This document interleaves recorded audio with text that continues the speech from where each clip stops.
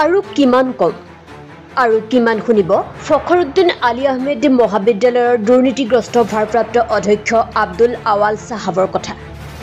মহাবিদ্যালয়খনৰ দুৰ্নীতি আৰু কলংকিত অধ্যাপক ডক্টৰ সমীৰ আলী কাণ্ডৰ প্ৰতি দুৰ্বল স্থিতি গ্ৰহণ কৰা ভাৰপ্ৰাপ্ত অধ্যক্ষ আব্দুল আৱাল সাহাবৰ বিৰুদ্ধে পুনৰ উত্থাপন হৈছে ডাঙৰ অভিযোগ উত্থাপন কৰিছে মহাবিদ্যালয়খনৰ ছাত্ৰ একতা সভাৰ সাধাৰণ সম্পাদিকা সালমা খাতুনে। ভাৰপ্ৰাপ্ত অধ্যক্ষ আব্দুল আৱাল সাহাবে মহাবিদ্যালয়খনৰ ছাত্ৰ একতা সভাৰ 4জনকৈ বিষয়ববীয়াৰ জৰিয়তে শিক্ষক দিৱস আৰু নৱাগত আদৰণি সভাৰ বাবে ছাত্ৰ ছাত্ৰীসকলৰ পৰা মোটা অংকৰ ধন সংগ্ৰহ কৰি আত্মসাৎ কৰাৰ অভিসন্ধি ৰচনা কৰিছে।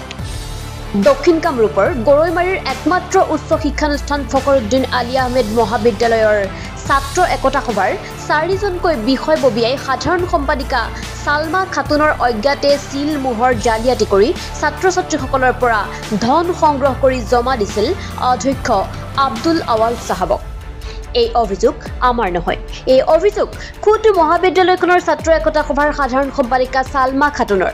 মুখ্যমন্ত্ৰীৰ সকিয়নিকো কেৰেপ নকৰে এইগৰাকী আব্দুল আৱাল সাহাবে। প্ৰশ্ন হয়, কোন ৰাজনৈতিক নেতাৰ আশীৰ্বাদত আৰু কোন ৰাজনৈতিক শক্তিৰ পৃষ্ঠপোষকতাত বাৰম্বাৰ দুৰ্নীতিত লিপ্ত হ'বলৈ সাহস কৰিছে আব্দুল আৱাল সাহাবে। উল্লেখ্য যে শিক্ষক দিৱস আৰু নৱাগত আদৰণি সভাৰ অজুহাত দেখুৱাই ছাত্ৰ ছাত্ৰীসকলৰ পৰা 150 টকাকৈ সংগ্ৰহ কৰা বুলি জানিব পৰা গৈছে। প্ৰশ্ন হয়, কাৰ পকেটত সোমাল এই বৃহৎ পৰিমাণৰ টকা? কোনে আত্মসাৎ কৰিলে ছাত্ৰ ছাত্ৰীৰ পৰা সংগ্ৰহ কৰা টকা?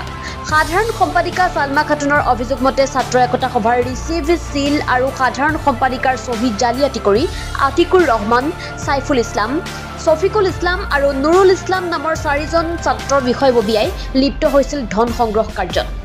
জালিয়াতিৰে ধন সংগ্ৰহ কৰা সকলৰ বিৰুদ্ধে ইতিমধ্যে গৰৈমাৰী আৰক্ষী চকীত সালমা খাতুনে এজাহাৰ দাখিল কৰে। গৰৈমাৰী আৰক্ষীয়ে এই সন্দৰ্ভত কি ব্যৱস্থা গ্ৰহণ কৰে সেয়া সময়ত লক্ষণীয় হ'ব।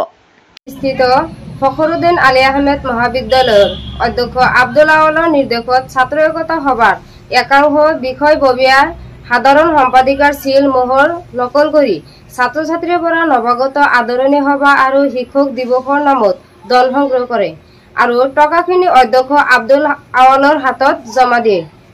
অধ্যক্ষই টকাখিনি আত্মসাৎ কৰে। পিছত পইচাখিনি ছাত্ৰ ছাত্ৰীক ঘূৰাই দিয়াৰ কথা কোৱাত ছাত্ৰ একতা সভাৰ সভাপতি আতিকুৰ ৰহমানে তত্ত্বাৱধায়ক আইনুল হক চৌধুৰী ছাৰৰ হাতত থকা বুলি কয়।